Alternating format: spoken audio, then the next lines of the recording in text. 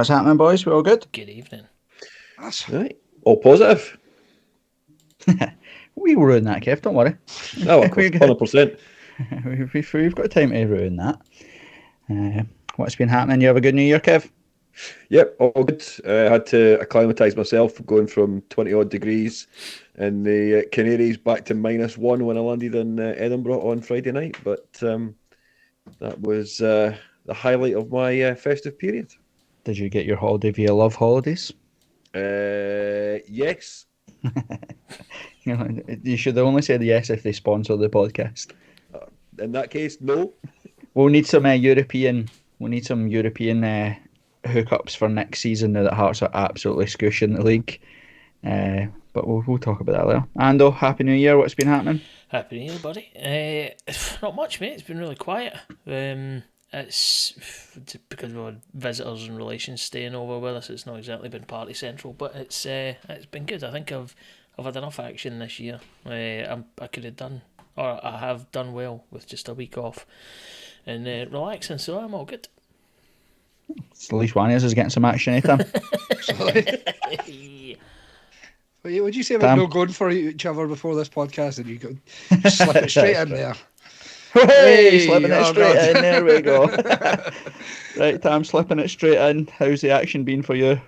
Aye, good, mate. Good. Festive, put it that way. Did you have fun at Livingston at the spaghetti had yesterday? I was split loyalties, obviously. It was a tough day for you, I know. I had to set the corner flag, try to get mixed between both stands. It was difficult, but it was good. I did like that you kept trying to start Livy songs. You know, you were, what's it, respect the rivalry, you kept shouting or something, wasn't it? Exactly that. They're our friends. That's what you're trying. As you were waving 9-inch Margarita Tony Macaroni boxes about trying to get folks to sign up to the waiting list, weren't you? That was it. We were on a commission yesterday, though, so it was good. A commission? Remember? Anybody remember Ultimate Buzz? Mm-hmm, yep. I'm on a commission. I don't know why that popped into my head. I've got no idea what you're talking about. If you're from the Central Belt and a certain vintage, you know them. You just do. Aye, everybody knows MCB. Aye. Everybody does. It was unbelievable. Like, do we still do music on this podcast? Do that for the end tune, Ando, for the ones for folk that are listening. We do on the audio, not on YouTube, because we're getting in trouble for copyright breach. But not on the audio version. We'll drop some Ultimate Buzz. There we go. Aye, definitely. Banger. Definitely get some Ultimate Buzz. Right, well, hello everybody. Welcome to 2024. Hopefully, Hearts have started the year how they wish to end it, because we've won again away from home. We're at a point now we should just knock Tynecastle down, shouldn't we? Like 7 away wins this season, only 4 home wins, just flatten it. Mm-hmm. I've always preferred flats anyway, or a good Tesco. It's been long overdue anyway, hasn't it? Yeah, it has, mate. I tell you, those Hibs fans were onto something like a wee Tesco Express and just make Hearts play away from home every week. Easy. Who thought we'd see the day? Okay. Thanks to everybody listening on YouTube, etc. Fire in your questions. We'll go through, obviously, since the last time we podcast, we've put the noisy neighbours to bed. We've beaten Livingston and we've drawn at home with Ross County, so we'll go over the calls of those games. We'll obviously look back a little bit on 2023, have a bit of what's our highlights of this 2023 as a whole so far. We've got a bit of Ando's got a tam down for the whole year in 2023, and then we'll just go through most of your Hearts talking points as well, as again we just touched on it there, our away form or versus our home form, the next sort of 7 games coming up, where that leaves us for the league. I think it's only fair. We absolutely battered Naismith and the club for their first round of fixtures. I think did we get like 21 points out of 28 or something in the next round of fixtures or something crazy like that, something that no one's seen coming. So we definitely have to touch on that, and we'll discuss where we all think things have got better. And then we'll talk a whole load of nonsense through it. Sound good, boys? Sure does. Good. Sound. Well, first I'm issuing an apology, because for the first time in about 4 months I listened back to one of these podcasts, and Jesus Christ, where it sounded like an absolute car crash. So we've made our New Year's resolution on This Is My Story podcast is to at least try and sound semi-sensible. I know it's supposed to be pub chat, but Jesus, it was a tough lesson. So apologies. We will get better. Promise. We'll try and make it slicker. And a wee peek, like Tam's here. A wee peek behind the curtain. Corbett issued, I don't want to say rules, but just guidance. And one of the lines in it was we shouldn't be threatening to kill people. Now, yeah. I'm not gonna lie. Let's start there. I was gonna say, was that me? Baby steps, I know, but let's. Was that baby was steps? it me or you? I can't up. really remember. Don't know. I think we take various stages of threatening the lives of various people. Supporters of the channel, loyal listeners, managers of our football club, just anybody really. New year, new leaf. I think at one point last podcast I even threatened Hoopy the Huddle Hound. Like, don't know how that happened, but apologies, Mr. Hoopy and Mrs. Hoopy. I hope your Christmas was horrendous. But aye. Tam, you keep an eye out on YouTube for us as well, and let us know if there's anything that comes up on it. A few have given in Twitter as well, so we'll get round to them, I'm sure. Sound deal. Excuse me. Right, well, might as well talk about Hearts headlines. Yesterday, Livingston won, Hearts 2, marked by my calculations, our 7th away win of the season. Is that right? Kev, would you put it down to what's happened? I think the only thing we can really put it down to is a fairly solid now defence. I believe anyway, having that sort of 3 or 4 players being the normal regular players in the team. I think they're just getting a bit more settled. And I think there's probably a bit of continuity in regards to sticking together and want to fight for the cause. I do maybe wonder, was a few rockets sent up certain people's backsides after the first round of fixtures, and people maybe realised that it's down to them, not always down to the actual management, and it's the way in which they apply their actual trade. Speaking of a few rockets, Tam, you added Crooked to the community chat. Do you want to apologise to everybody for that, or? I'd like to apologise to all 150 or whatever is in the group. That's called Crookie as well as Shanks, as usual know him. Yeah, exactly. But apologies in advance. And I'll also apologise for giving Tam free reign to have admin rights in the first place. So ultimately, it's my fault. So yeah, I like that Shanks' first contribution to the community chat was to post that horrible transfer city centre number 9 Wrexham are going to buy Lauren Shankland tweet that was all spelt wrong and all. And the question along with it, is this serious? Like, welcome to our world. That's what we have to deal with. Tam, would you put the upsurge in away form down to? Probably there is an aspect that Tynecastle's some of our players probably can't handle the atmosphere at Tynecastle when it's not going the right way.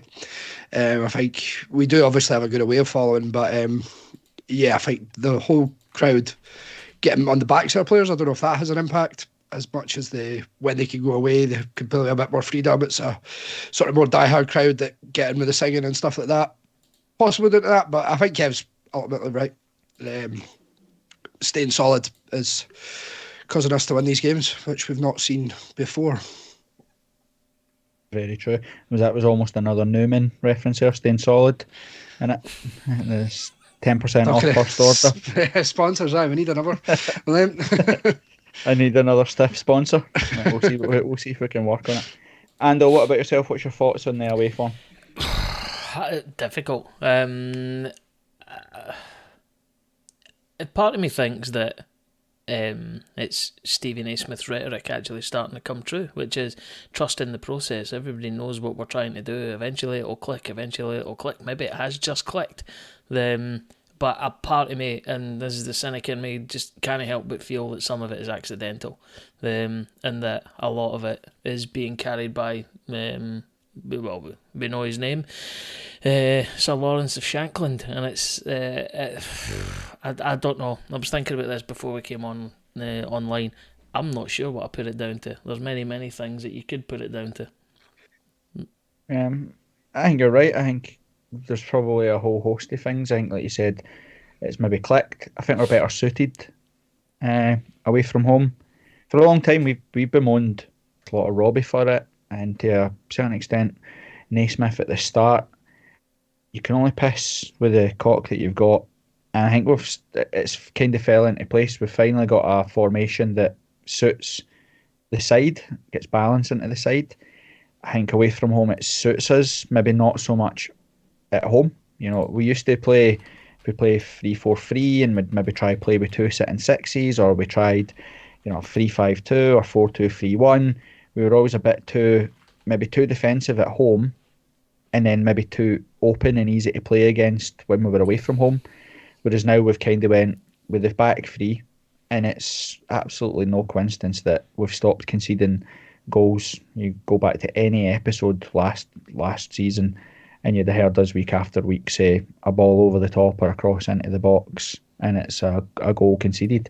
I think touch wood as it stands right now, I still don't think we've conceded from a corner this season, and maybe second balls and turnovers thereafter, but not directly. Which, when you think of where we were last season, where we said in almost every big game of the season we were a goal down in 10 minutes because we'd conceded for a ball over the top or just being defensively shaky. So I think that helps, but I definitely think that away from home teams will come at us more in the sort of 3-5-2 or the 5-4-1, whatever variation you want it to be works, because we don't have to dictate the play so much. I think when we're at home and the onus on us to be a bit more sharper, a bit more quicker, we still lack maybe that tiny bit of creative spark from a midfield. You look at our wider players. Forrest yesterday was brilliant, really direct and stuff. Probably don't see that enough at Tynecastle, but whatever it is, it's superb. I think, what did we say? We managed 3 away wins last season, was that right? 3 or 4 away wins. I think 3 in total it was. 3 in the league win it. It was 5 in total because we won a couple of we won at Easter Road and at Hamilton, but it was only 3 in the league. I'll steal this straight for Heart standard, but they said it was the first time we've won 7 since 92 or something like that season. Crazy. Wow. I think actually, is it no if we win the next game? If we win, if we win another away game, it'll be the best record since 91-92. I think we've equalled the best away haul since like 2016 or something like that. But I might be wrong. But yeah, definitely, I think that we play with a lot more freedom when we're away from home, because we don't have to dictate play. Teams will come at us and stuff. So it's pretty decent. Kev, on the flip side, what do we do to get Tynecastle better? If you look now, we've 4 home league wins this season. I think we've beat Aberdeen, St Johnstone, St Mirren and Livy. We've failed to beat Kelly, Motherwell, Celtic, Hibs, Ross County, Rangers. How do we flip that? I think, but no doubt we'll discuss it later in the pod. I think we lack a little bit of creativity when you get teams coming to Tynecastle with 2 banks of 4 or a bank of a 5 and a 4. I think we find it difficult to actually break teams down who set up that way at Tynecastle.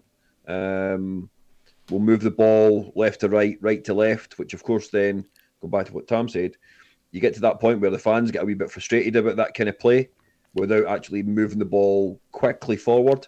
So I think there's an element of or a lack of creativity at times within the team when you're playing against that kind of opposition. Yeah, I agree. I think Amaruso lets it run made a good point there on YouTube about like fine margins or whatever. And I've said it lots and lots and lots that I'm a big believer in that you make your own luck in football. How many times have you watched a Hearts team that have tried to be hard to beat or compact and resolute, and you think, how are we? They've won every second ball, or we're always second to every second ball and stuff. And I think you make your own luck with that sort of stuff. I think if you're brave enough and you're committed enough to what you're doing, you kind of go after it. And I feel that since we went to the back three, we've stopped hoping to dictate games or hoping to play well, and actually we went out and kind of been like, this is what it is now.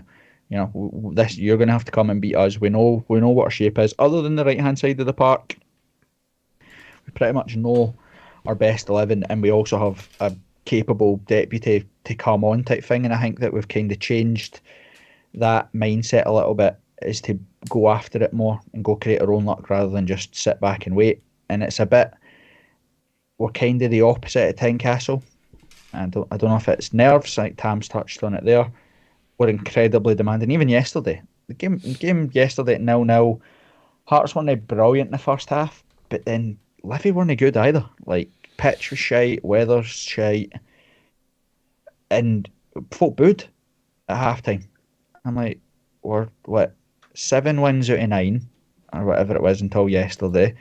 Like, what do you want? Celtic, Rangers don't come to this stadium and play expansive, unbelievable football.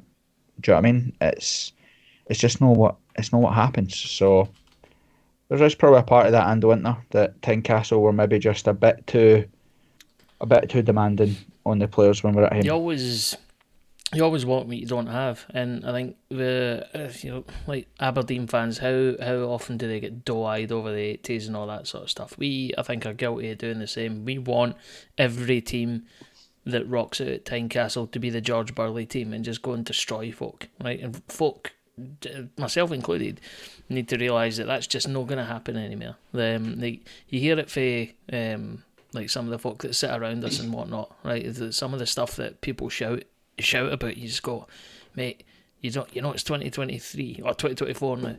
It's like, have a word with yourself. Like, I think the expectation level is probably a little bit too high. But then again, that comes from being successful. If we look at the start of last season, when we did play well and when we had a good spell towards the end of Nielsen's tenure, then you become a victim of your own success, don't you? So I think we're just not playing that same level of football. Aye, I would agree. And I think what first 2 or first 3 games back are at home, aren't it? It's Dundee and then Aberdeen. Yep. No, you're looking realistically. Dundee's what, our game in hand to take us to 22 games, which will put us 5 in front of Kilmarnock, or would it put us 8 in front of Kilmarnock? Oh, I don't know what the gap is. Are we 5 in front of Kilmarnock right now? 5 in front of now, I think. 5 in front of now. They've not played 22 games, though, Hinton. They've played 22. We're on 21 now. Right, so we go for Kilmarnock, and then the next again home game is basically Motherwell. The season ender against Aberdeen for them if we beat them in it at Tynecastle. Yep. You know, you look at I know they've got 3 or 4 games in hand depending on how many games the other folk have played. So yeah, we really need to sort of start this next round of fixtures on the front foot and get as many points as we can at home. You see, if you look at the away games as well, it's pretty. I don't want to say it's super decent, but the only tough one that you've really got there is Rangers. In the next round, Dundee away, St Johnstone away, Rangers, as I said, Ross County and St Mirren, and then obviously that's everything timetabled out until the split happens. So, like, in terms of the away matches that you'd be looking for in the tail end of the season, probably can't do better than that.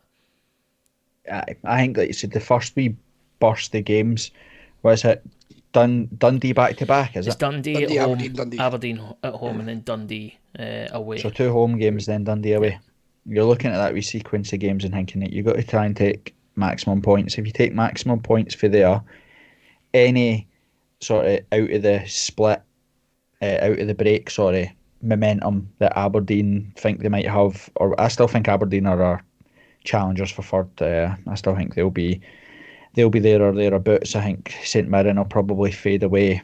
Kilmarnock probably won't sustain, although they do have the plastic pitch, so it is hard. But I still think Aberdeen are probably the ones that I'd have my eye on, is to try and get as big a gap as we possibly can between us. So you've got to try and go win, get 9 points out of 9 for the first three league I'd even games. go as far to say you've got the first 5 games after the once we come back. It's, you rightly say, because the next 2 games after the Dundee away is St Johnstone away and Motherwell at home. Well, St Johnstone have kind of turned a corner. I don't think they'll be. I don't think they'll be as bad as what they were when we went their opening game of the season. Craig Levein, tough one, but yeah, Motherwell at home. You're looking at realistically should be beating everybody outside the Celtic and Rangers at home. So plenty of opportunity to go and get maximum points. Mr. Shankland, again, we spoke numerous times on this podcast about just how incredibly valuable he is to our football club, and the last 3 games have been nothing else. If you don't believe that he's valuable to the football club, then I don't know what hearts you play. What's he got? 6 and 6. He becomes the first Scottish player to score 6 and 6 since the FUM. I think it was Amoruso Let's It Run the Day actually that shared the video on Twitter of all the goals, and just the variation he finishes: left foot, right foot, head, in the box, out the box, volleys, half volleys, tap ins. He's unbelievable, Tim. Absolutely. I want to call Scott out actually after he tweeted that. An Everton fan account retweeted it saying that Everton are interested in him. So that's Amoruso Let's It Run's fault there, Scott. So that's him. But yeah, he's just ridiculous, isn't he? I wouldn't want to know what position would we be in if we didn't have him right now, because seems we're reliant on him in a way, but he just makes us tick going forward. It's not just the goals, it's everything that comes with him as well. Even like, put it this way, that half chance, the header he had that hit the bar yesterday, like you couldn't see anyone else in our team just especially have that to do that. 25 seconds earlier he had ice hockey, had his top ripped over his head or whatever. And he just misses penalties for the sake of it now. Doesn't want to. Just makes it fairer, say that because he's taken his critics that say they could only score penalties and he was no good anywhere else, and just tore that rhetoric up. Kev, when you actually look, 5? I'm trying to think who the 6. Who did we play before we played Celtic? Motherwell away? No, Aberdeen away, because Aberdeen away. We lost. Even so, that was a fairly decent header, but the Celtic header, unbelievable. His volley is both his goals against St Mirren, a joke. His second one is, for me, goal of the season, an absolute belter. His goal against Hibs, an absolute joke.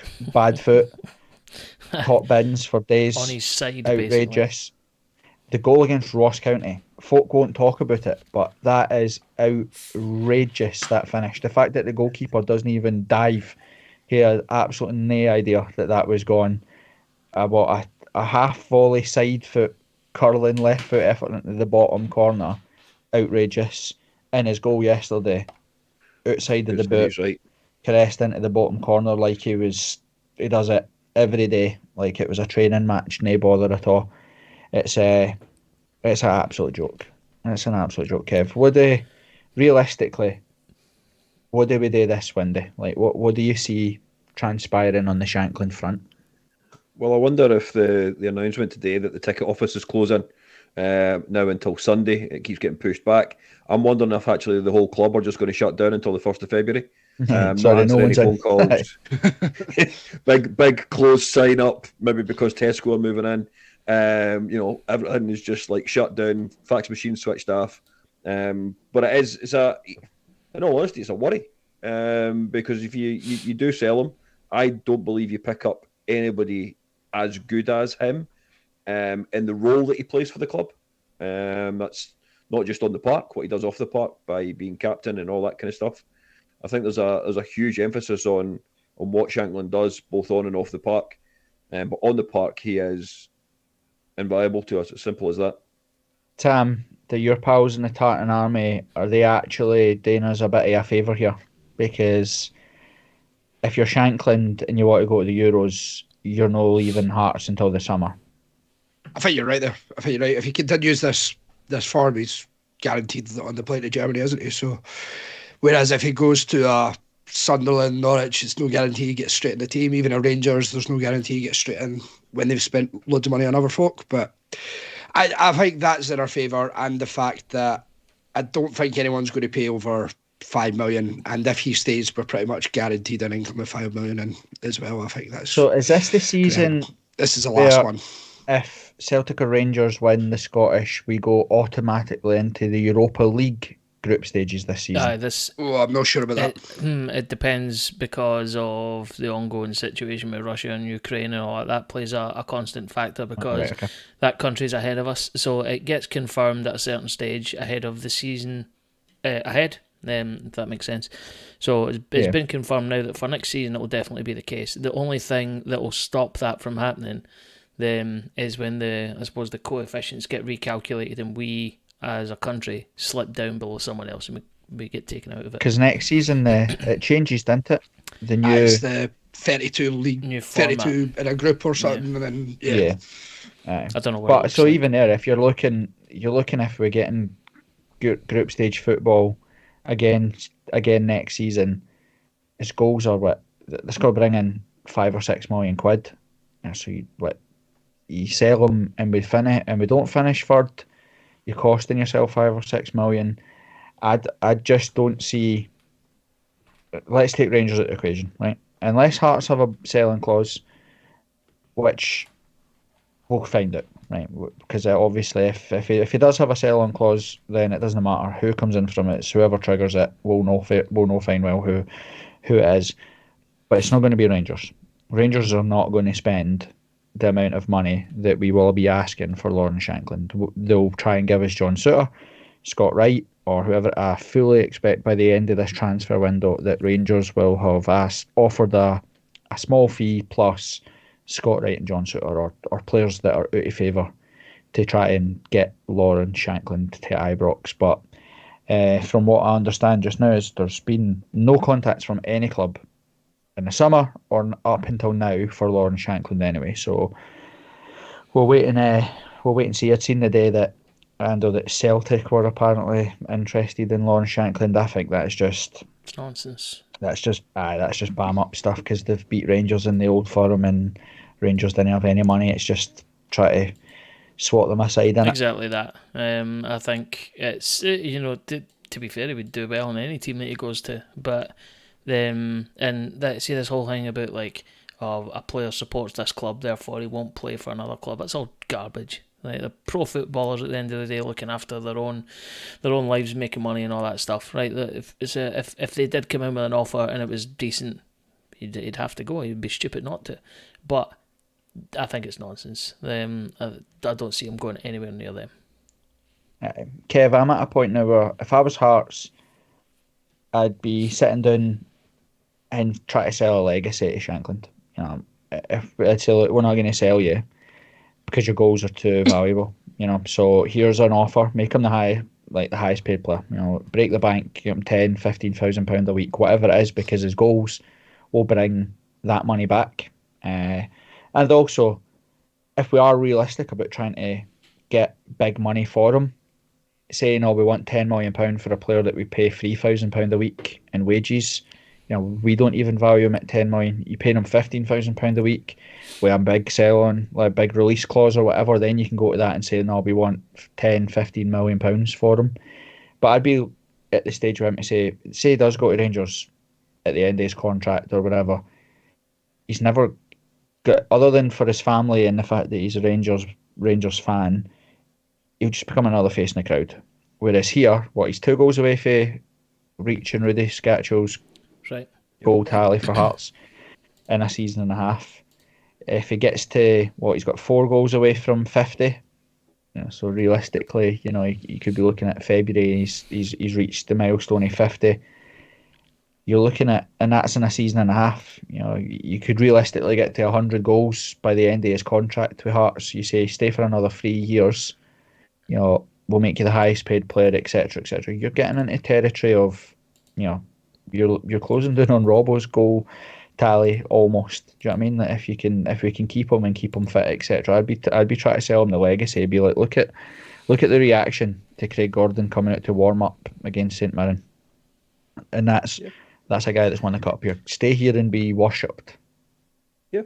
Yeah, you're right. He's if he does wherever he moves, especially within Scotland, he does become another face in the crowd. You know, there's to an extent you could turn around and say, what do you want? And we'll build we'll build a statue of you and stick it in the plaza next to Corbett's. Exactly. So from that point of view, that's one thing you can do. My only concern is the fact that he himself will also possibly have aspirations to play in a different league. I know he went to Belgium; it didn't really work for him, but that can also come down to a number of different factors. But I think we should just stop talking about Lawrence Shankland, keep it all very hush hush, not bringing his name up at all, and move on to the next subject. Or just start posting pictures of Tagawa saying that this is Lawrence Shankland. He's so good. He's so good, mate. He is unbelievable. Do you know what? I laughed at Tam on what day was it? Was it Sunday yesterday? I almost swore. Tuesday. I almost broke her hangway. Tuesday. Yesterday I've already broke it anyway because I said a bad word twice, so it's fine. I'll ground myself. But it's been so long since we had a striker that we forget what a striker is there today. Folk moaning that Shankland isn't running back or linking play or making nice passes, and I couldn't care less. Shankland's only job is to score, and he scored the winning goal yesterday. He scored the winning goal against Hibs. He scored the goal that got us a point at Ross County. That is literally his job. The rest of that stuff is just because we've never had a striker for 20 years since Robbo. Like, we look at the guys like Liam Boyce, who we all love, but he does everything but what I expect a striker to do, which is score goals. I couldn't care less if Shankland stood on the edge of the 18-yard box and just waited for play to catch up with him, and then he stuck the ball in the back of the net. I'd accept it. There's only one you would trust ever to do that, and put away the chances. So I agreed. I suppose even after the Hibs game, he was harsh on himself, saying that he wasn't the level of standard that he expected and stuff. But at the end of the day, he still scored the winning goal. We'll not remember that in 2 months' time, will we? How his overall game was or whatever. I think he was harsh on himself, to be honest. But yeah. But also, if the game had finished 0-0, but he had brilliant passing stats and held the ball up brilliantly and linked play, but didn't, I couldn't care less. It's the same as Ander Clark. It's the same as Ander Clark, or the folk that try to argue with you about rules or whatever, saying, he's got the best passing stats in the league. He's a defender. I don't care how he passes the ball. I want him to win headers and make tackles. I want Xander Clark to keep clean sheets and make saves. I want Lawrence Shankland to score goals. The rest of it, I didn't care. Do his job. And it's funny to watch Hearts fans now. We've not had a striker for so long that they forget what a striker actually does. And Lawrence Shankland, luckily, does all of it. But he's outrageous. He's by far the best striker in Scotland. And I keep saying, any Hearts fan, if you're out there and you're arguing with idiots online, the thing you should always go back to is, would Celtic sell Kyogo for less than £3 million? Would Rangers sell Sima or Dessers for less than £3 million? The answer is no, they wouldn't. You wouldn't buy Shankland's left boot for £3 million. So that it didn't engage with folk. I seen, what is it, you and Cameron or something tweet saying, if clubs are serious, Hearts want to be selling Shankland for anything less than £5 million. It's like, £5 million? What are you buying? Is Shingards? You're not selling the best striker in Scotland for £5 million when that wee fat idiot Morelos was being touted for 30 million. No chance. It's not happening. You've said already in the community chat that this is, it's just the media outlets are so stacked against the smaller provincial clubs like us. As soon as there's a talent or a bit of a golden nugget there, devalued just to make it more appealing for the old firm to come in and purchase. It's a hangover of the 9 in a row era for Rangers. Yep. They still want to be the establishment club. They still want to be the big club in Scotland that everybody aspires to play for, etc., etc. You look at the players that they've signed that have went on to do absolutely nothing for them, like Ryan Jack, your Scott Wrights, your John Souters. They were all players that were the best players at their clubs at the time, so Rangers signed them just to show everybody, if you want your players, we'll take them. And they've won nothing on the back yet. They're still miles behind Celtic. And by doing that, that's what it is. You weaken the other teams as well. You hoover up all the talent in the league, and then no one can lay a glove on you. So, aye, it's the usual stuff, isn't it? Yep. We lost Atkinson and Rose. They're away to the Salt and Pepper Cup. Uh, what do we think we're going to miss them?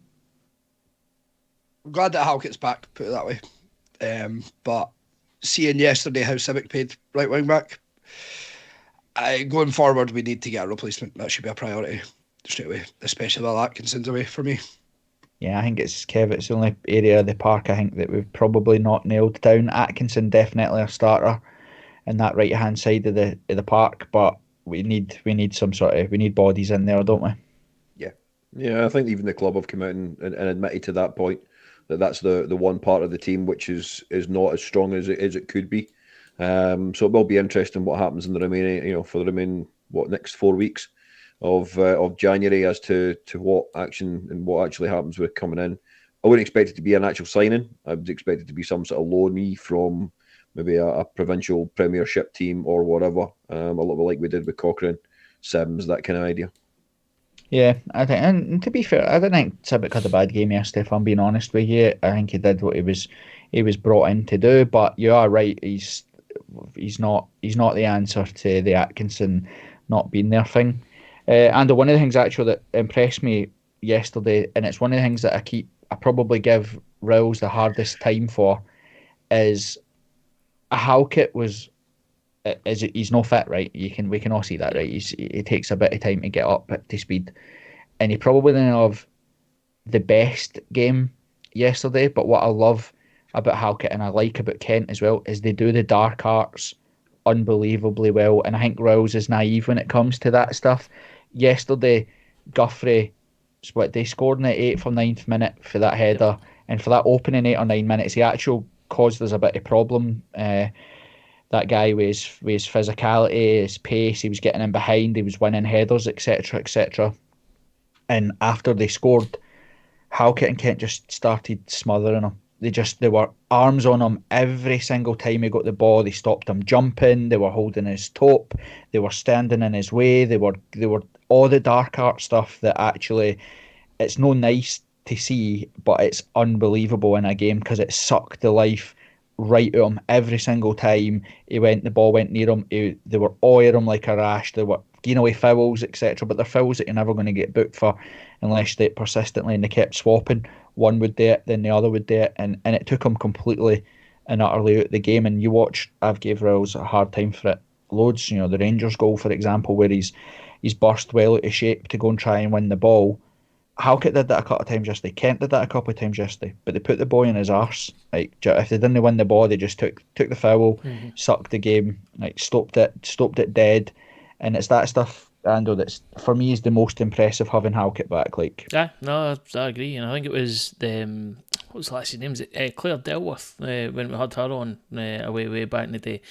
That was one of the things that she said was most impressive about Halkett's game. So it's something that's been there for ages and ages and ages. And I do agree with you that Rowles is probably a little bit too much of a wholesome player. But I think they all need to go to the Stephen Presley school of defending, which is, right, like, whenever you feel a touch and you're running towards the byline, oof, header, ref, that's a free kick, all that sort of stuff, right? But no, I hadn't actually been aware of it until you say it, but now thinking about it, aye, you're absolutely right. Yeah, Kevin, it's maybe something that you look at Tagawa and Oda and Vargas, they're probably guilty as well. You look at Tagawa at Aberdeen in the injury time, he tries to win the foul, doesn't really do it very well. When you watch yesterday, watch Denham and Forest, Shankland, they're really good at doing it. It's that kind of what it's called British culture, but they kind of know how to play the dark art stuff, and you need it against teams like Livy, don't you? Yeah, you do. And it's, for those kind of players, Oda, Tagawa, Vargas, it's not something you learn overnight. It's something that just takes a little bit of time to actually embed in you. So from that point of view, we would hope that the kind of stuff that Forest, that Shankland actually do have a rub off on players like that. But when you come from a continental background, they can only really roll about the floor very well, but they don't actually know the dark art side of it like we do in Scottish football. Aye. I think it same with Hoff as well. The sort of naivety of those players in points yesterday. You could tell, like when Denham came on, I felt that changed the game in a positive way for us. Livy kind of got back into the game a bit, but Pollock, That's because I just seen one of the comments on YouTube, but I'll talk about it in a minute. But Denham was really good at taking the ball and just running it. There was a bit in the second half actually. I was standing next to a couple of the guys that were like, "Oh, that was a great pass for Hoff. He tried to slip the ball. He tried to slip the ball through to Forrest. When the ball broke in the middle of the park, it was 2-1 to Hearts, and I was slaughtering him. I was like, that wasn't it. He didn't play that pass try to get Vargas to score or Forrest to score. He got rid of the ball as quickly as he could because he didn't want it. He didn't want to take responsibility of having the ball there. He just released the pass as quickly as he possibly could. I think the goalkeeper came out and got it, and everyone was like, "Oh, that was almost a great ball." And I was like, "No, your midfielder in that situation at 2-1 down should take that ball and should run to the corner flag. He should run it until get his teammates up the park. He should just drive at them. He got rid of the ball because he didn't want it and gave the ball straight back to Levy so they could punt it up the park. And it's that kind of, I don't know if you call that dark arts, but it's that understanding of the game in Scotland that I think Denham managed the ball better when he came on against Levy. And he's managed the ball better in the games that I've seen him when he's played than, for example, a Hoff, Kev. I was all I was going to say is I was surprised that Denham didn't come on about the 88th minute like yesterday. I expected to see him a hell of a lot earlier in the game than he actually did come on. But he's always positive. And I guess at the end of the day, you know, he is one of our own. And if any one of us four were to don a heart strip and play a game, we would do exactly the same thing. You know, we would run all day or until at least our bodies gave up. And that's what he does. But I was surprised that it took to the 88th minute for him to actually come on the park. Yeah, I think one of the comments is there was on YouTube is saying about I'd rather develop the likes of your Pollock and Denhams and Tates and stuff, and that's true to a point where he's got to be better than what we already had here, or what's the point? Like, give the young guys a chance because Denham's come in and is every bit as good as Hoff has been. Arguably, he's every bit as good as Devlin has been in that park. You know, Benny's came back, struggled to find his feet, but now fully found his form, and you know, he instantly becomes back to being the best midfielder that we have at the club. And again, if you're looking at the bench and you're thinking, right, well, why take a punt for Australia or Japan when we could potentially have someone here, you know, whether it be in our youth ranks or whether it be other players and other teams. You know, you're telling me that we couldn't go shopping at Motherwell or Kilmarnock or St Mirren and find us a good right back. You know, I think Armstrong, who's further forward for Kilmarnock, he's a good player. Probably take him as at Strain at St Mirren, another good player. We could probably take him. And I know that sounds all very Rangers and Celtic, all we could take him, but my point is, we spend £250,000 on Vargas for Costa Rica. You could probably get players in Scotland for that amount. So hopefully the club have learned their lesson. I think obviously we spoke about before, Joe Savage mentioned it at the AGM. You know, he understands that maybe the club aren't looking to bring in punts for Japan or wherever next time. So I agree though, the young guys that are there, it's good to see them coming in. You know, Tate came in against St Mirren, unlucky not to score.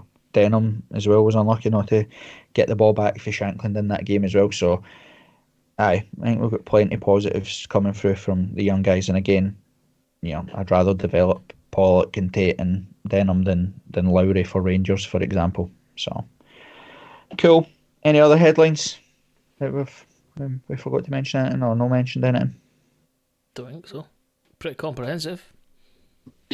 Are we all I've had a just, few questions on both YouTube and Twitter about Vargas. What are your thoughts on him? I don't know if you want to speak about that now. Let's talk about we'll talk about Vargas in a wee second, because I actually, since the last time we've podcast, we need to talk about VAR.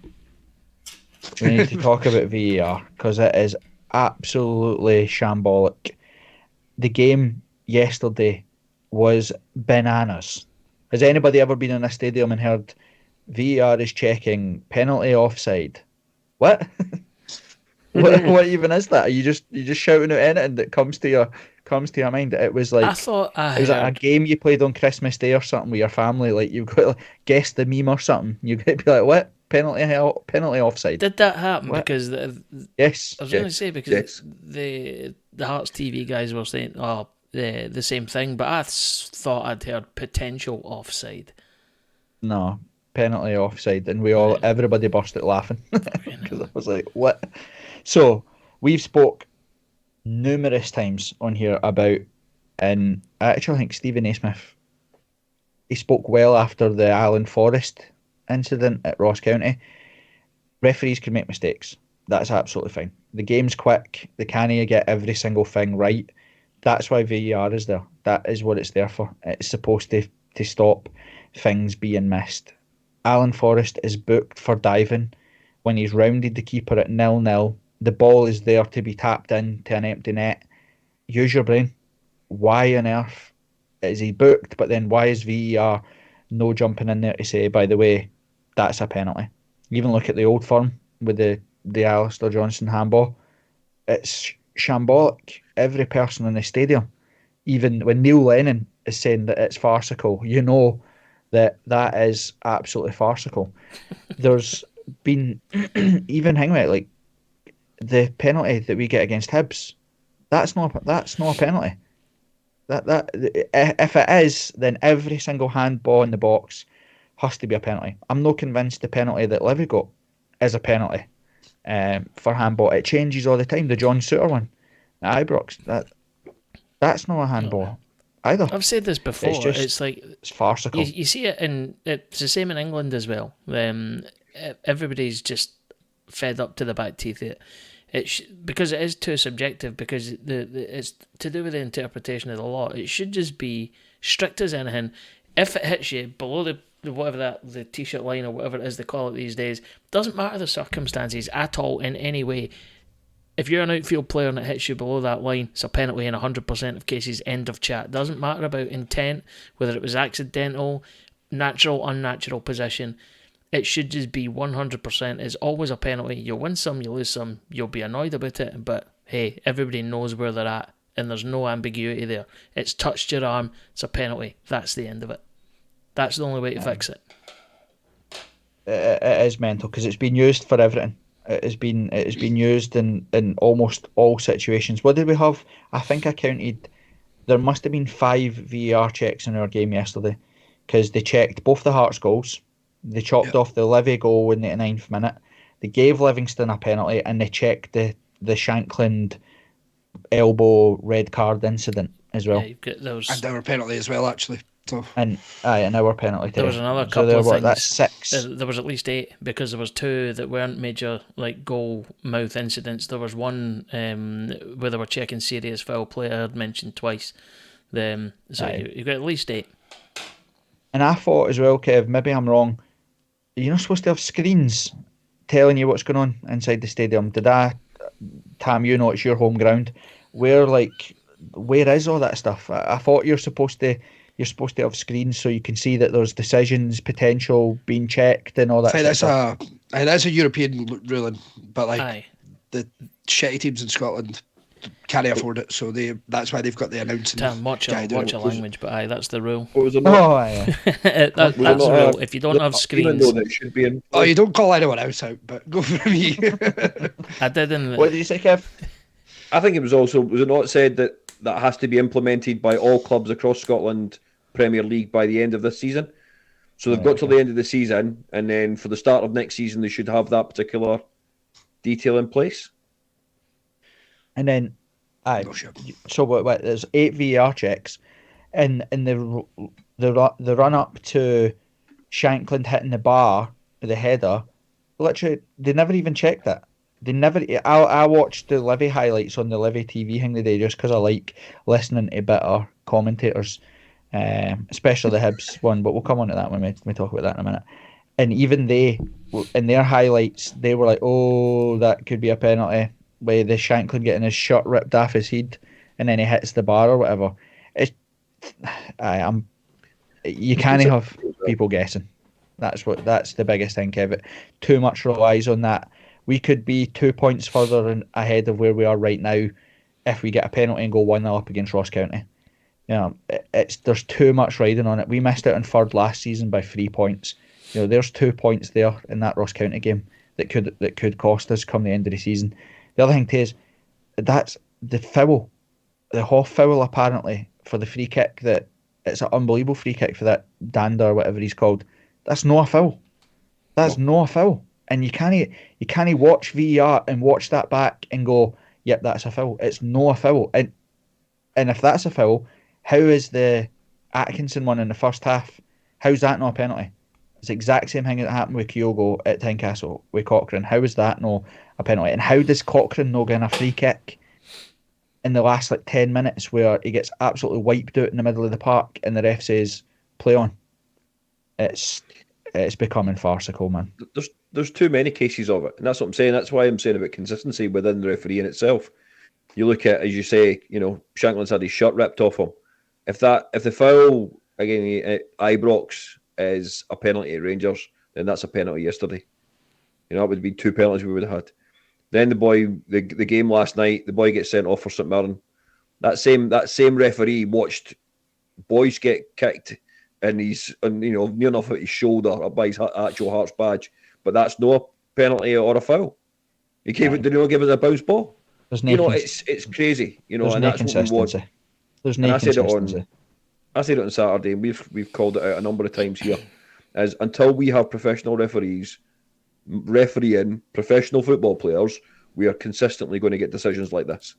Whether it's for Hearts, Hibs, Dundee United, Celtic, Rangers, it makes no difference. And they need to be calling it out. I laughed at Voldemort, the Rangers manager, greeting that John Souttar got a penalty against him. Yet, has anybody seen Seamer's goal? No. How is that? He might chest it, but his hands are like that, and it looks like he hits it there, up into there, and then it's an unbelievable finish. But they didn't even check it. They didn't even check it. It looked like a handball to me. And then they're greeting that they've had a handball against them for that was their 75th game. They finally had a penalty against them in the league, which would have been a global record. Again, somebody tell me that isn't the SFA clearing the decks to make sure they didn't get stuck with being the farcical league in the world that's let a team go 75 games without conceding a domestic penalty. And they give it for probably a questionable penalty when they're 2-0 up at home. Absolutely no chance of them dropping points. Get your tinfoil hats on, folks. I'm telling you that was on purpose. Right. Pretty much all the headlines now. We'll talk about we've had a couple of small games with the small matter of our neighbours that we'll talk about in a second. But Tam, did you want to go through quickly some of the questions if we've not covered them already? You're going to go back to Vargas, are you? Did you say? Oh, yeah. What was the question? Well, we've had a few.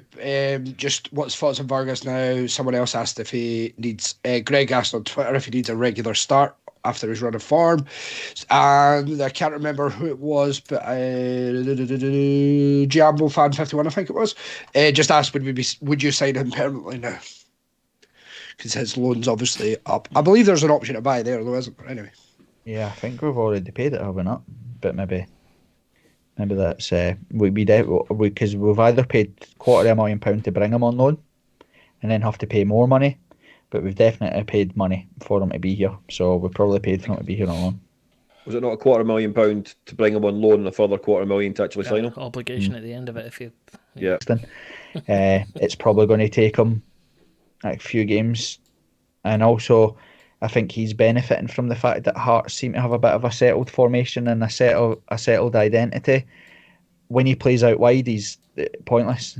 He's just not utilised very well there. But when he's more central and plays kind of alongside Shankland, I think he's a lot handier than what he is. And he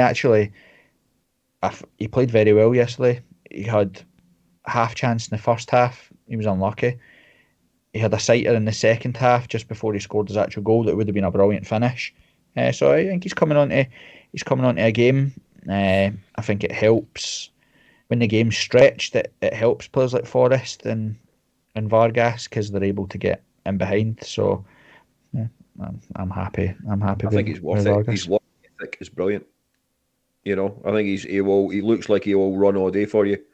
A couple of times yesterday, he trailed back and he cut across the the whole pitch just to shut down a defender, and that's all you ask, isn't it? Yeah, right. So I'm pretty happy. Ando, happy with Vargas? Yeah, man, I think he's tricky. He's got that wee sort of burst energy about him, the way he can create something for himself that you don't see in a lot of players. So I'm all for him. Definitely keep him in. Anything else, Tim? We've got a question from John Gillen on Twitter, but I don't know if you want to leave that till after we go over the games. But has Naismith won us totally over? In a word, no. But we'll cover it later. In a word, yes. And that sums it up then. Well, we've said, like, we're all probably on the same page, right? And I think I said this in the Hearts Standard thing the other day, is that we need to get this out of our head that we're allowed to criticise the club, right? Just because you criticise the club doesn't mean that everything has to be a burn the place doing protest, right? Hearts started the season poorly. There is no getting away from that. We won 2 home matches in our opening 11 games. It wasn't good enough. All right, at points we could have actually been a hell of a lot worse off than we were. But Naismith and that did exactly what we all asked them to do, what we've said for ages. It's something that killed Robbie Nielsen, it killed Craig Levein. Square holes, round pegs, all that sort of stuff. Just play to the players that you have and try your best. If it's not good enough, fans will accept it. But stop trying to be too fancy. Stop trying to reinvent the wheel. Just do what you can do with the players that you've got. And since they've addressed that, we've won at Celtic Park, we've won at Easter Road. You can't complain at that. So as long as he keeps doing what he's doing, we always say 2 things: is you go to battle, and then hopefully you can get a performance. But if you don't get a performance, you definitely need to battle. That's the be all and end all. And for too long, Hearts have been a soft touch. We've said it before. Robbie Nielsen's team at 2-0 down, that they're done. They wouldn't come back. That's twice, I think, under Stephen Naismith, we've been 2-0 down and came back to get 2-2 draws. We've done it away at St Mirren in the split, and then obviously we've done it at home to Ross County, where you're 2-0 down and they come back, which is a great trait. So I'm not fully convinced. I think that, again, I said at the start of the season when I was on Sportsound that the club unnecessarily painted a target on Stephen Naismith's back for rivals to laugh at him because of the setup, but also for Hearts fans. As soon as it goes wrong, everybody's going to start poking holes in the managerial setup, etc., etc. I think Stephen Naismith, McAvoy, Forrest, they all deserve massive credit for sailing through very, very, very turbulent season. I actually think the away game at Motherwell was the turning point. I think that was when the kind of the penny dropped for them or whatever, where whether it was petulance or no, where he's kind of went, well, if you want us to set up in shite formation and try and win, then that's what we'll do. And it's worked, and they've stuck with it ever since. So not solely convinced, but he's definitely turned the tide in a positive way. Cool. I agree. Right. Well, let's talk about our neighbours, Hibernia and Kev. We've heard numerous people, including Hearts fans, talk about how their manager has turned them around, etc., etc. And this might sound like bitter jambo or whatever, but I thought that they were absolutely dreadful. Discuss, is that what you're saying? Yeah, I mean, I think what you've got to remember is we don't see them week in, week out, right? So from that point of view, I know a few Hibs fans that were saying under the last 2-3 managers, Hibs have been absolutely dreadful. But what they are starting to see under Monty is a wee bit more of a sort of distinctive play format. So I do think there's a number of them that are actually starting to see something better than what they've seen before. And I think because they were so dreadful, it does feel to a lot of them like there has been an actual turn in the tide. That's straw clutching. Hey, I'm not clutching any straws. I'm happy for them to be absolutely dog shite. It's fine. They played rigid 4-4-2 in straight lines. Something that you've not seen since Striker 98. Do you know what I mean? Alan Shearer and Les Ferdinand playing up front for Kevin Keegan. Honestly, it has what am I watching here? Like, what am I actually watching? They only started to cause us problems when they brought Johan on, and he didn't do what he was meant to do. He started running in between the lines. That's probably why he hasn't got the game. Can't get a game for them over the last wee while, because he broke their structure and he caused us bother because he didn't just play straight line 4-4-2. He drifted in and out the park and we couldn't deal with it. But my favourite Edinburgh derbies are exactly what it was like on the 27th, where they come away saying that we are rubbish, even though we've won, and we're 11 points in front of them or something crazy just now. Whatever it is, anyway, they're miles behind us. They're realistically, they're like 8th or 9th or something, because I think everybody below them's got at least 2 or 3 games in hand and are only 2 points behind them. The narrative that both teams were poor, I love when they say that. I love when they say that. We're going back to Newman. That I don't need Newman. Give me a Hibs podcast telling me that Hearts are rubbish and I am rock. I am right there. Spot on. As you say, it's the best ones though. Like, how many times have we seen it where you would say we're probably not been... We were good enough for a win on the 27th, I will say that. But like, there's games that it could go either way, and then it is the last minute or whatever, and it's great. It's brilliant. Kev, we are old enough to have had our older generation tell us how derbies went, and now I'm telling the next generation how derbies go at Easter Road. Keep them quiet, don't let them score in the first 20 minutes, and their arse will collapse. It happens time after time after time. Yeah, it's I remember even, for a lot of those years, the first 20 minutes we would be 2-0 up anyway. So we never let them play. And that's what we did a lot of last week. And from that side of things, the only thing that made last week any better from my point of view is I was buying pints of Estrella at €2. So it was a great night out. We again, I think that the first half I thought Hearts were by far the better team. We middle to front played very well. It was just that last decision making, last pass, cross when we should have shot and shot when we should have crossed, bad touch, etc. That was the only thing really that let us down in the first half. I think it was weird, Ando. We're talking about a Hibs game. I don't think the missed penalties added to the game. I think if any of us had scored those penalties, I think the game would have been I think it would have opened up a little bit. But both sides miss a penalty. You could see that both of them were kind of like, right, just didn't get beat now, if you know what I mean, having been in that position. And it was a bit weird. I think it sucked the life out of the first half a little bit. Yeah, it would have been I totally agree. I think it would have also been the same had they scored the penalty. It's just the by virtue of the penalties, scored or not, the same things happened, which is because even if both teams had scored, the same mentality would have kicked in, which is, oops, let's try and not lose this here. So yeah, get you. It was, but again, that narrative where pundits really bug me with this. I don't know. I feel it's been amplified more since Celtic and Rangers stopped letting away fans in. So it's like, that fat Peter Martin or whatever it is for that PLZ soccer or whatever. Get it trending. I want to fight him. Like UFC or something like that. A celebrity death match. Me versus that little fat Malteser. He's sitting at Easter Road with a camera phone like a da on Christmas saying Merry Christmas to everybody. It was like right in his face like that, going, it's finished 1-0 to Hearts, but this game was absolutely dreadful. There was no quality. Shut up, you absolute turnip. And then he's probably frothing at the gash for the Old Firm, which was equally as rubbish.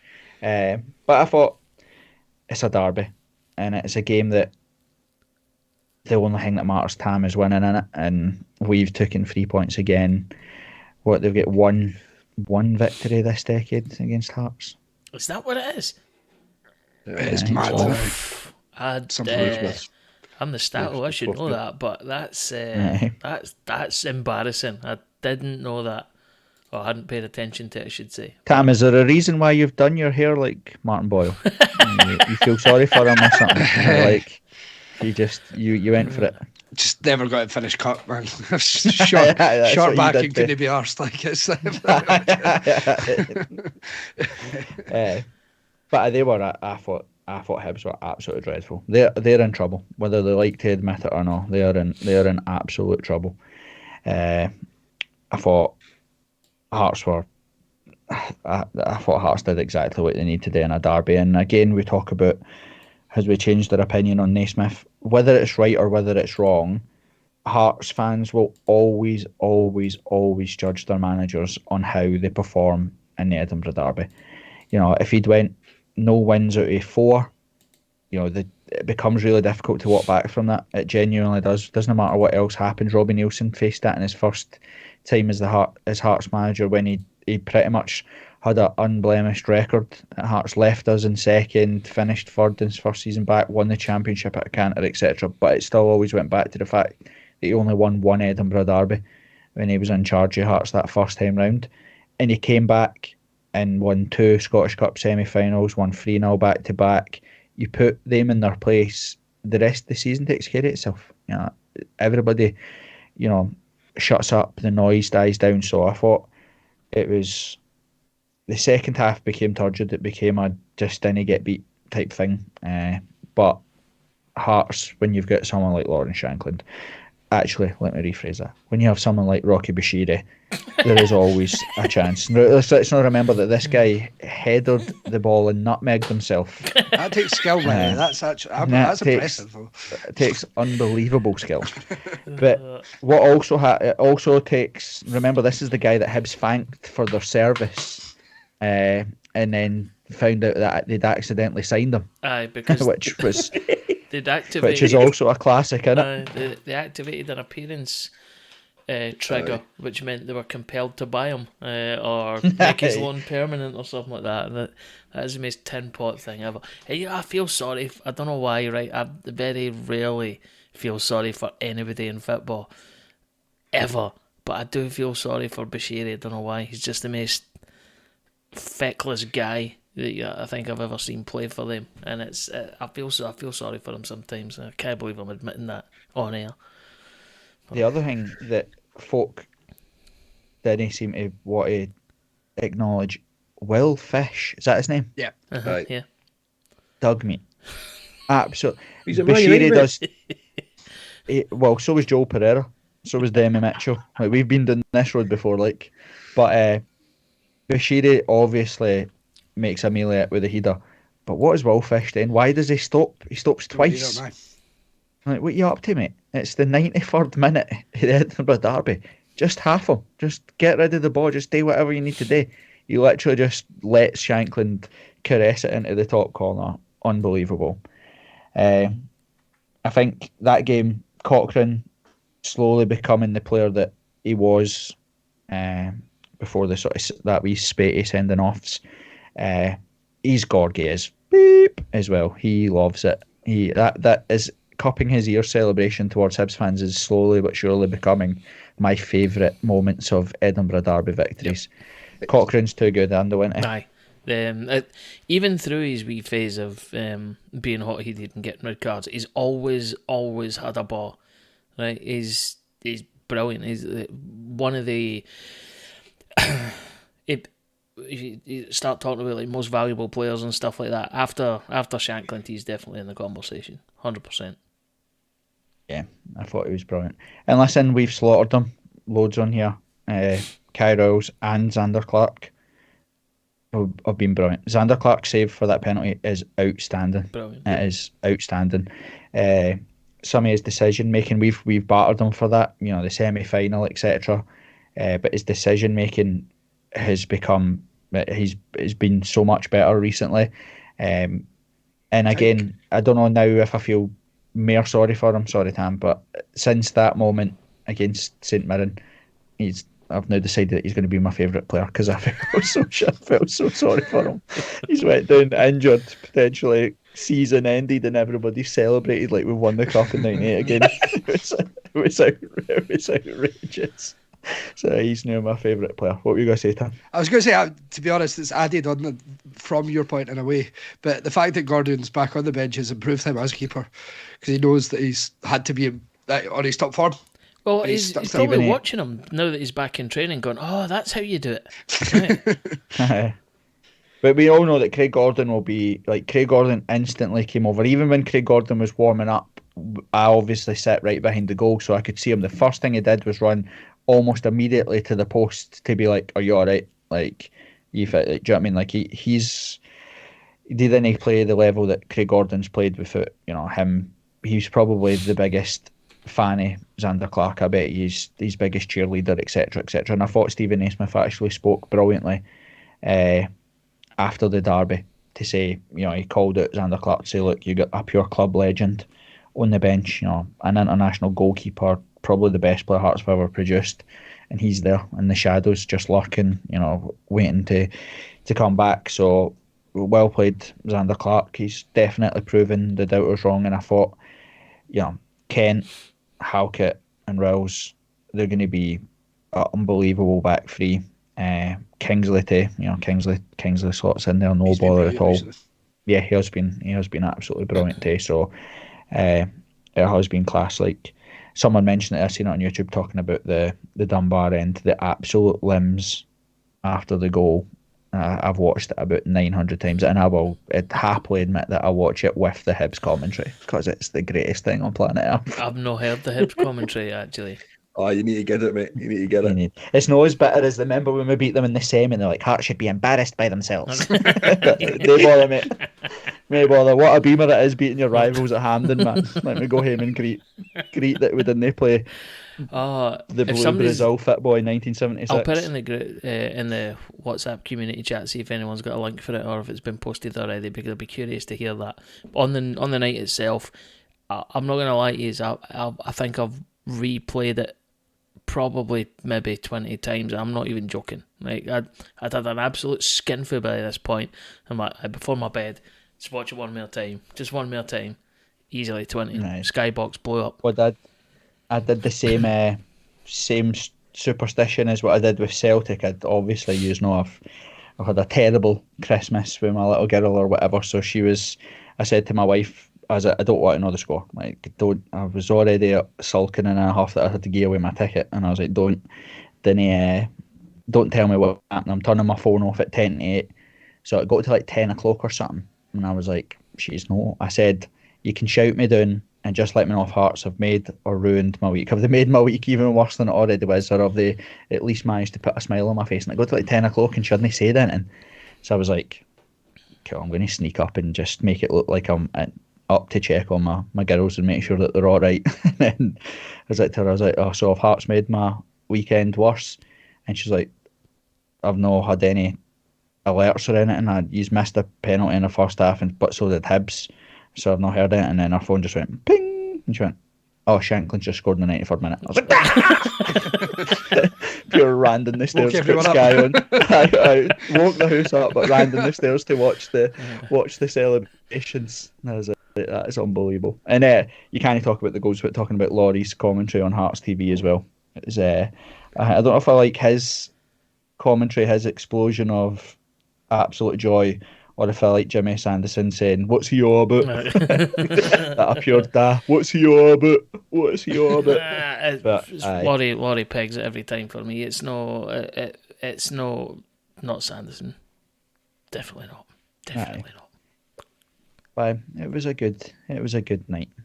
A good night. We all obviously got to talk about that night without talking about the class war that's going on. I seen that the wicked casuals and the Cinderella casuals, they try to blame that at the theatre bar on football fans. Terrible, as if people didn't. You know what I mean? As if they didn't get folk having to kick drunk lasses out of the theatre all the time. There's just another lazy journalist try to blame it on football fans. Toffs need a word with themselves. No, they really do, man. They need to stop just blaming us for everything. So that high, then we're talk about Ross County. Kev, I think Hearts fans, and we're all guilty of ourselves, we run away with ourselves sometimes. I think every Hearts fan forgot that Ross County basically had 2 weeks off. You know, you're looking at 5 to 6 days a week on the training pitch, working on what the new manager wants, etc., etc. Time to rest, time to get players back, etc. We went Wednesday night, Euphoria. It's a nighttime game as well, so probably didn't even come in until the afternoon for a light session. Maybe anybody that didn't play would have came in for a full session on the Thursday. The rest of the first team maybe came in for a light session and a bit of like physio or massage or whatever. Friday, it's the day before the game, so it's a light touch, and then you go again on the Saturday. I don't know if I'd said it in our chat or the community chat or whatever, but I knew that it was going to be a tough game for Hearts. Hearts were always going to be leggy, and that proved to be the case, didn't it? Yeah, and maybe to an extent it showed that there is maybe a lack of quality in depth within the side. I think a lot has to be said, and credit has to be given to both Forest and Kingsley, because when they came on the park on Saturday, they made a massive change to the way in which we approached the game. I think they both realised or knew, they'd been given instruction, I guess, of course, to sort of push on a little bit further, close down the gaps, because it was quite clear gaps between our back three, then that sort of midfield four that we were playing with. And I think we ended the game on Saturday with a sort of formation of 2-4-4, which was quite something. Tam, I think you can't talk about Saturday without acknowledging the fact that at 0-0, we have a Stonewall penalty. We actually should have the penalty in the first half. The challenge on Atkinson is a penalty. I don't understand how anybody, Hearts fan or not, can look at that and not decide that that's not a penalty. Like, it was pretty clear that was a Stonewall penalty. And then to have the Forest one, that changes the complexion of the game. You know, Ross County, look at what happened when Vargas scored. They fell completely out of the game. You know, they're low in confidence. Their manager absolutely slaughtered them 2 weeks ago in the press. They've just got scudded 3-0 by Aberdeen at home. They'd have folded. So you can't talk about the game and no talk about the fact that actually a lot hinges on the fact that Alan Forrest doesn't get the penalty. Yeah, spot on. Changes the game completely. It's basically we didn't get the penalty, the booking, and they don't score within like a minute or two after that, essentially. Yeah. So it definitely changes it, as you say. And yeah, we've spoke about it already, but how that, first of all, how the Atkinson was given, but that one, I don't know how V.A.R.'s not stepping in there. I understand the ref not getting it at the time, but it's ridiculous, mental. Aye, I think Ando, the only thing that was maybe slightly annoying about the Ross County game was I felt when we got back to 2 each, I think both teams kind of settled, didn't they? I think both were like, actual, we got out of dodge here with a point. We've dodged ability here. I think if you'd asked Ross County before the game if they'd have taken a draw, they would definitely would have taken it. And the same, I suppose, is true for us. We've battled back. If you had 2 goals down, I mean, like I put a thing in the group chat saying that we've never come back from 2-0 down and actually went on to win in 21 years. Why bother starting the new, right? We're in a comfortable position. Let's not go mental here. We'll take the point, chalk it up to experience, and we'll move on. Aye, I agree. I think that was probably where we're maybe looking to quick kick on and go win it. I think it kind of showed where we were in terms of folk just, happy. Tough game against Livingston, plastic pitch, busy Christmas schedule, etc. They were just happy to take the point. Vargas took his goal well, Kev, and Shankland's goal was outrageous. Yeah, both goals. I did again enjoy that a number of people have said that it was Forest that scored yesterday. I don't know what game they were at. Even the announcer in the stadium said it was Forest that scored. Which he also said penalty offside though. So he did though, 100%. So guy's scratching his arse. But no, Vargas took his goal really well. He was unlucky just before it as well, not to score. But he took the goal really well. And yeah, how many more plaudits can we give Shankland? He goes to hit it first time, and I think that just gives him a little bit extra space. He takes another touch and just with the outside of his right boot just chucks it in the bottom corner. And the keeper diving actually made it look better. Aye. That's true. But you've done what my dad done. That was against Livingston. That wasn't against Ross County. But it's fine. We'll let you away with it. My bad. We'll let you away with it. We were talking about Ross County, but it's fine. We'll come on to talk about Livy in a wee minute. Come on, he's been on his holidays. Leave him alone. Right. Do you want an Ovaltine and a couple of others originals or something? we'll wake you up with Coronation Street. My dentures, mate. They got stuck in my dentures. But aye, that then take us into obviously the spaghetti had yesterday versus Livingston. We got a terrible record there. I think was it Sports Scene or something that said that I think we'd only won once there since Livingston's promotion back up in 2018. That's right. So, Tam, what was your thoughts on the game yesterday as you saw it? First half was fairly brutal, but conditions, the pitch, the way Livy set up, just was what it was. Thankfully, obviously, second half I don't think we even made much of a change or anything, but it just seemed to be a bit of change in tempo. We were playing and we ground out for those 2 goals. But the pitch and just the day and overall, it wasn't set up for a brilliant afternoon of football, was it?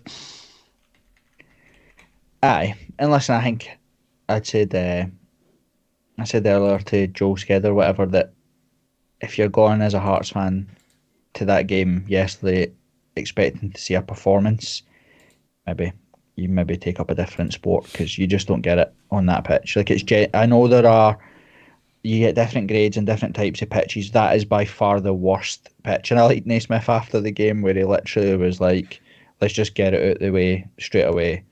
That pitch is terrible. Like, and it is. You look at the highlights, the sheen on it, you can't even tell where the box is. I know that. You just can't see the lines on the pitch because it's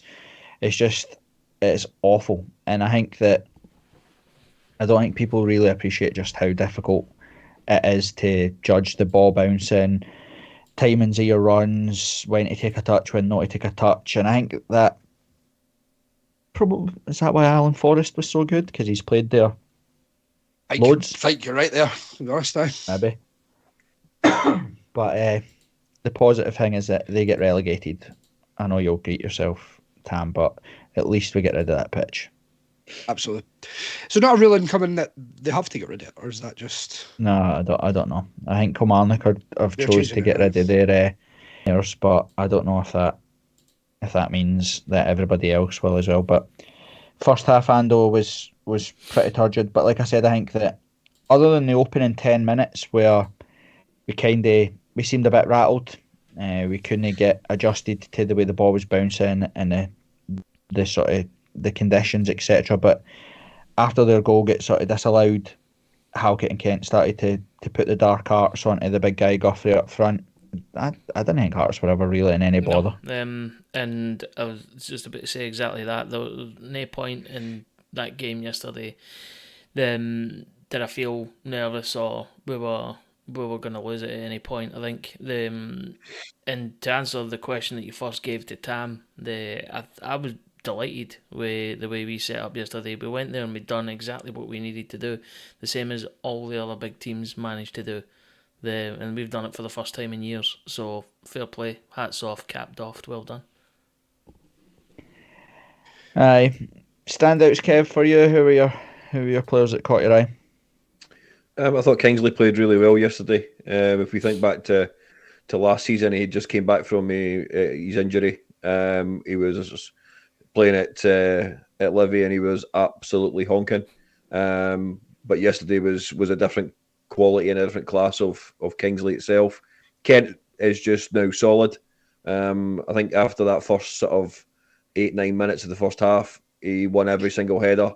Bossed the boy, had that sort of physical element. So I thought both Kingsley and Kent really helped the rest of the team build on it. But I think Forrest was definitely our man in the match yesterday. I thought he stood out. And as you've already said, playing on that surface previously for a number of years probably did help him because it took everybody else a little bit of time to actually get their feet, if you know what I mean. Yeah. I thought Peter Haring played well yesterday for what he was asked to do. If I'm looking back to the Aberdeen game, we probably could have done with Peter Haring in there. The type of team that Aberdeen are. He's never going to play amazing football. He's never going to do anything other than just he was there to win headers because everybody apart from Scott Robinson and that Livy team are about 9 foot tall. Oh no, it's Jason Holt in it. Scott He's Robinson's not probably he's not played in it. I trust you to know, Tammy. He's a starting 11. But you needed him in there. I thought it was sensible from Naismith to bring him in, play him in front of the back three, etc. for exactly that. You know, fight for second balls, fight for daft bounces and try to win headers and all that sort of stuff. So I thought Peter Haring played well, although he was never unbelievable. He actually cost. Did they get Hoff booked in the first half? Was it Hoff that picked up the booking? Yep. Yeah. Because he made a Tom hang with it, but he made a aye. I'm trying to think of words not to swear, but we'll move on. But I thought Haring played well. I thought Vargas and Forrest were really, really good. Cochrane was good. I like Denham when he came on. I know he only came on for maybe 10 minutes or whatever, but I thought he played. I thought he played well. Were you surprised we Forrest, didn't make changes earlier? 'Cause it was a bit weird. Both, what was it, 90 minutes? I don't know. They'd made loads of changes. Yeah. They'd made loads of changes, and I think it disrupts the flow of the game. I still think that Hearts felt that they could counter, that Livingston were going to go a bit gung-ho and try and load the box and play for knockdowns and set plays and stuff, and I think that we tried to hold on as long as we could to be like, actually we could probably get a third here on the break type thing. It reminded me a little bit of Motherwell, although Motherwell never put us in very much pressure, but we've become so much more street smart on how to see games out. Like there was a bit in the injury time where at one point Lauren Shankland was like a street keepy uppy guy. He was just balancing it on his neck in the corner flag, doing round the world, round his head. And that wee sequence of play, we killed the game stone dead. I actually think full time comes for that. We put it into the corner, and again what I'd spoke about with Hoff, try to play Forrest or Vargas through because he just didn't want the boy, got rid of it quick. Denham got the same ball in injury time and he ran it into the corner flag, and him and Shankland kept it there until full time. So I thought it was comfortable for Hearts. I never ever felt that Livingston were causing us like loads and loads of problems. Am I right in saying, is Alan Forrest out of contract in the summer? Yes. There's an article in the press today about how they have started, or I don't know if they've started or are keen to open contract talks with Forrest and somebody else who I can't remember. Would you give him a year's extension? I would. I think he's one up there with our best, out with Shankland, obviously, but in terms of attacking players, he's probably been our second best this year, I would say. Is that a case he's playing for a contract extension? And then he gets There's that. Always that worry, Kevin. Yeah. Well, that's, a lot of people said that about Gino last year. Played really well, to try and get a contract extension. Got offered it, but got offered bigger money elsewhere, and hasn't kicked a ball due to injury for Swansea. I think depends on who goes. I could probably still see Haring and Halliday potentially moving in this window. Definitely Halliday. I think he made the squad yesterday for the first time in forever many weeks. That kind of shows you how desperate we were for bodies given the festive run in. And when Kent went down after 4 or 5 minutes, like he overstretched or something yesterday, I was thinking, oh God, here we go. We're going to have to put Toby Sibic centre half and then Halliday into the midfield, but managed to dodge that bullet.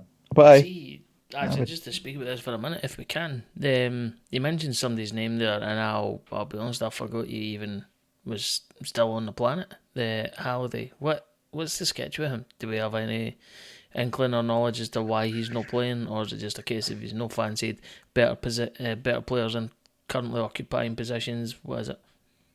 Corbett wrote to Stephen Naismith about him doing a podcast so many times that Stephen Naismith just stopped playing on me. Like he's just chucked him. That's not fair enough. Ever since he told the world that they were watching the old firm in our changing room before we actually played the game, he hasn't played for Hearts. So if he's been frozen out because of it, then I'm all for it, and I'm pretty happy with that. But he's literally, I messaged Captain Canada to ask what's the script, because he's been He does Super Scoreboard twice a week. He does Open Goal, etc., etc. Even one of the ones I'd let, it was the day after the Edinburgh Derby. He was on the Super Scoreboard, and he was saying how he's really looking forward to the big game of the weekend, which was the Old Firm or whatever. And I was like, Hearts are playing on Saturday as well. You absolute dafty, but never mind. Aye, but he wasn't even in the squad, that, so he was probably we know that somewhere else. And why he's went all the way to Turkey to get Friar Tuck's hair? Like, what is he doing? Get that haircut fit. I've not even seen it yet. Is it bad? Oh no, wait a minute. It's bad. He looks like a Spanish monk. Doesn't make any sense. It's still the same thing from when he was playing the last time he came on for us, where it just looks like somebody's taken the end of a mop and just whacked it on his head. Aye. Somebody's used their shavings from their Manscaped and stuck on his head. That's very true. Name mentions V.A.R.GAS, Kev. No. Anything else catch your eye at Livy yesterday? Decent crowd. What did anybody mention how many folk were there? It must have been at least 5,000. I think it was 6 in total, was it? And then with that, there'd be less than 1,000 Livy. You would assume. Aye. 6,161 in attendance, and I believe we took 5,000 of them. So gives you an idea. Yeah. Decent. That's another reason I want them going. They're a total shambles of a club. Everything about them is a total mess, man. They didn't have anybody. Someone came down when my dad was in the queue to collect tickets or something, and someone came down to buy. They were here for Ross County. He wanted to buy an away ticket for the Ross County end, and they're like, "Oh no, we can't sell you them." What? I was like, how can you not sell tickets to your own fans, man? You absolute dafties. But anyway, there we go. Right. Are we getting it on YouTube? Any questions or any other Twitter questions? Well, Tam remembers that he should have done that and hurriedly checks. How many times is that us won in that pink top now? Once. That's the only time. Or was it no? No, Ross County away. Aye. Right. Okay. We wore the white top. We wore the white top. No, away. We've only wore that kit. We've only wore that kit twice, and we got beat at Dundee and won yesterday. Good time. Alan Forrest was wearing the Tom's white typing away there. You can see him. Tom is wearing. We 100% were wearing the white 150th anniversary top in Dingwall. 100%. We've only wore that pink top twice. Yesterday was its second out. I'm looking at Corbett chewing his bottom lip there, thinking I just want to absolutely batter Kev. He said that with such confidence. I believe him. September time, was it? BBC's not even loading. It's a white kit. Thank you. Thank you, Kevin. Know your role. Like Hibernian, your role is beneath me. Well, what a time to be alive, man. Just started 2024. All is good in the world. Well, most of it. And Hearts have won wearing a Shannon pink top. So, fair play. It's very true. Right, anything? YouTube? All good. On YouTube, we've spoken about roughly who we want to bring in, but we'll probably speak about that over the next few weeks. So we'll go over what we think, if there's any rumours. I don't even know if we will be podding. We'll probably do a bit more light ones than speaking about 4 games in a row, but yeah. Yeah. Okay, cool. Right, well, let's end it with Ando's Tam Down, and then we'll call it a night. In the hops there, forgot about that. Right. Sound. All right, here we go. So questions spawn all over. You don't need to put your hands in your heads. There's no way you can cheat at this. That was another Newman. It'll take you too long to get the answers to these. So I've got half a dozen questions, and they all have 3 answers. So you get a punt each. Most points at the end wins. And I've got 2 tiebreakers just in case we're tied. And they are subjective. So these are my opinion is the law on this. So just make sure you agree with me, and you'll probably win. Right, so question number 1. So Lawrence Shankland, we know, has scored the most goals in 2023. But name one of the other players, the 3 other. Well, someone scored 4, someone scored 3, and then there's 4 players have scored 2. All you need to do is just name Who's behind Shankland in the goal scoring charts in positions 2, 3, and 4? Tam, you're we've first. already. Oh, on you go then, Tam. Everyone gets a punt, and then that's it. It's one and done. No circling back. You either get it or you don't, and we move on because we'll be here all night because there's loads of questions. Right? So, Tam, on you go. Alan Forrest. Alan Forrest, yep, you can get that one. Well done, Tam. Kevin. Vargas. Vargas, you can also get that. And Corbett. Own goal. You're getting that. I know that that's true, but I didn't count own goals, so well done. Points for comedy. Right. On the other side of the coin. Oh, go. Oh, is there another player? Did you say? There's a couple. So in second place is Cammy Devlin with 4. Then Yotaro Oda with 3, and then Forrest, Cochrane, Grant, and Vargas all on 2. And I should have said current players. I think there's a couple of others that Stephen Humphreys, for example, doesn't play with us anymore. We don't care. So Andy Halliday's got like 6 or something. Doesn't no, in 2023. No. Oh, in 2023. It's just the calendar year. Right. No, listen to the question for a bit. Right. So and on the other side of the coin, who? Tam.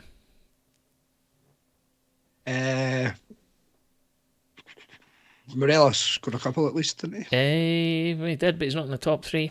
So okay. That's a swing and a miss for you, Kev. It's an interesting one. Tav. Correct. Yeah.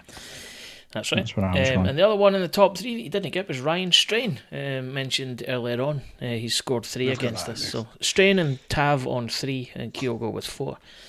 Right, so and there's 3 teams. Again, the answer to this, and they're 3 equal. So what 3 teams have Hearts scored the most goals against in 2023?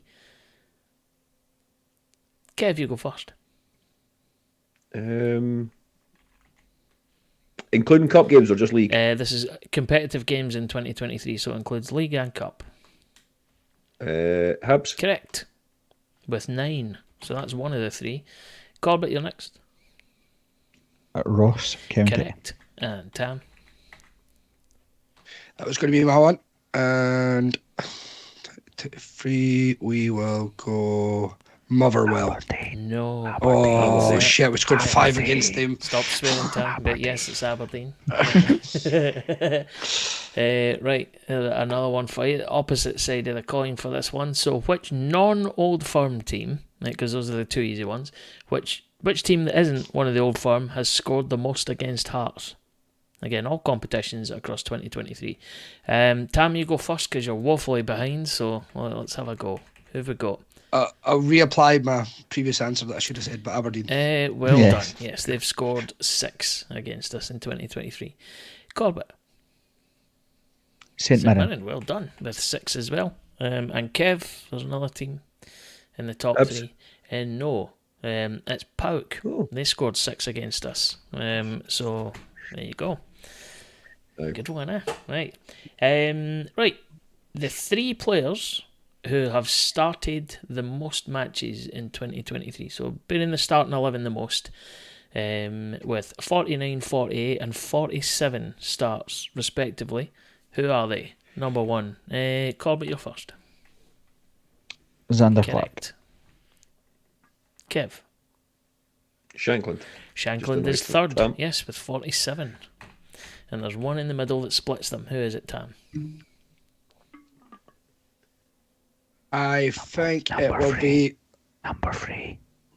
I don't even know who number 3 is, but I was going to say Kai Reynolds. It is. Oh, but you can remember that Scott Robinson doesn't play for Livy.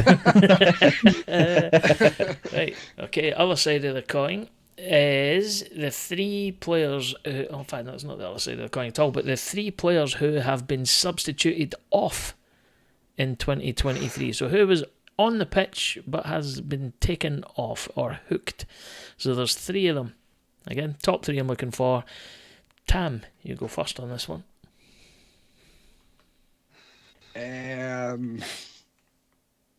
Atkinson. Is not an answer. No.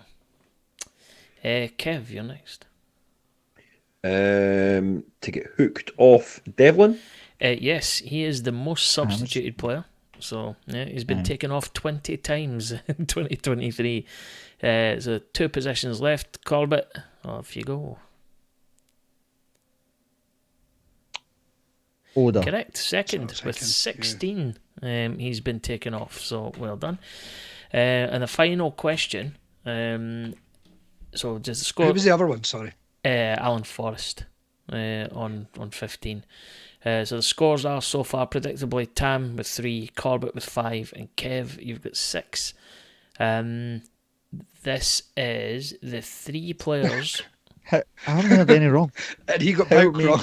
how are me and Kev from the same? Is But my he got, formula he wrong? didn't 1, get any 2, right. 3, 4, 5. Wait, did you? I haven't heard any wrong, and Kev didn't answer for the Palk King. You got the number round the wrong way. I've got 5 in Corbett. Oh, wait a minute. You know why I put L for Liam instead of C for Corbett, and the formula's screwed up there, so apologies. Yeah, That's mad. You got. Tam- I've actually got 6 as well, man. No, you didn't. No. Tam, May also Tam be on because 3. There you go. Corbett went with own goal. That might even be worthy of a bonus point for my inadequacy there. So, but no, we'll see how we go on this. Right, the 3 players who have come off the bench, so substitutes brought on in 2023. Corbett, you go first by way of an apology. This one's going to be easy. Some of the names that we just featured will probably feature again, so I'll say Alan Forrest. Correct. That's the most substituted player by a distance. 25 times he's come on in 2023. The other 2, one of them's hasn't been mentioned at all as in any answer so far. So, Kev, you're next. George Grant. George Grant, well done. He's got the one that hasn't been said. And Tam, final player, the 3rd most subbed on player in 2023. I'm between 2. I was thinking either Kingsley or Oda, but I'll go Oda. Oh, yep, well done. That's it. Right, Tam, you're out the running, so let's just go for a pee. I need a pee. See you next week. Whatever you need. See you next week, Tam. Right. So, gents, to split yous, because 7 each. How? Because How? Kev, I just got that. I'm one in front, and I haven't had an answer you're wrong. one in front. Kev's answered every single question. It's Ando's game. Stop it. He didn't answer a question for the Palk King. He never gave you an answer for that. He got that wrong. Did he know? He gets Why, so why upset. have I just put K against his name then? Got. He didn't get. He's got. oh. I've had every answer right, and Kev has got at least one You're wrong. right. But I'm going to say potentially I 2. don't know. That's my fault. I can't even read. You know what? I'm on 0 alcohol as well because I'm on January dry. I'm going to have to just start drinking again. Corbett, you win. 7-6. Tam, you never missed anything. What was your tiebreakers anyway, Ando? We'll go for a tiebreaker okay, anyway. cool. So the first one is who scored the fastest goal in 2023. So we're going to need the. Raging that it wasn't how many Kevin Jameses for your house to Tynecastle. I forgot how tall he is, man, but I'll work it out. Who scored the fastest goal? You stick your hand up for this. It's whoever, because there's 2 tiebreakers. I'm trying to. Okay. No, that was That was the Dundee United game was at the start of last season, so it definitely wasn't it because Shankland scored after like 48 seconds or something in that Kev game. might have the answer here. I think the quickest goal was Shankland, but not in that game. It was the Shankland goal against. Was it against Riga? No, He scored early on. it was Shankland in the first minute in a 2-2 draw against Rangers in May. Oh, aye. And Alan McGregor's testimonial. That's it. 2-2 each. Aye. 2-2 each. 2-2 draw. 2-2 And the each. final tiebreaker, which is where it becomes down to my opinion, who scored the best goal in 2023? Gianelli. Gianelli. Was Humphreys 2023? Yes, it was, and it is Humphreys because the amount of players that have done that in those from that distance, you could write them all on one sheet of paper, right? So by virtue of that fact alone, it automatically makes it the best. Classy finishes, big massive swerving free kicks, fine, you know what, brilliant. They're 10 a penny, relatively speaking, but not everybody can do that for the halfway line. So Humpty gets it for 2023 for me. I just loved the Gino was done in the minutes. Applause for Davy Stewart. I thought that stood out class, quite something. That was class, quite but something. to score, how many times you seen a Hearts player score for inside his own half too, which is pretty decent. I patched that game too, so I didn't see it, man.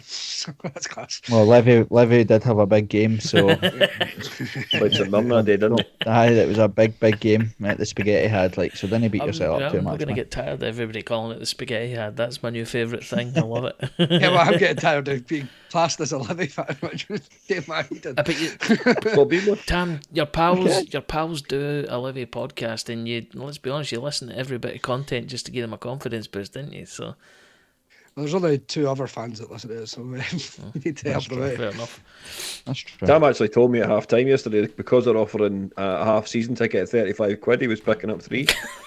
Right.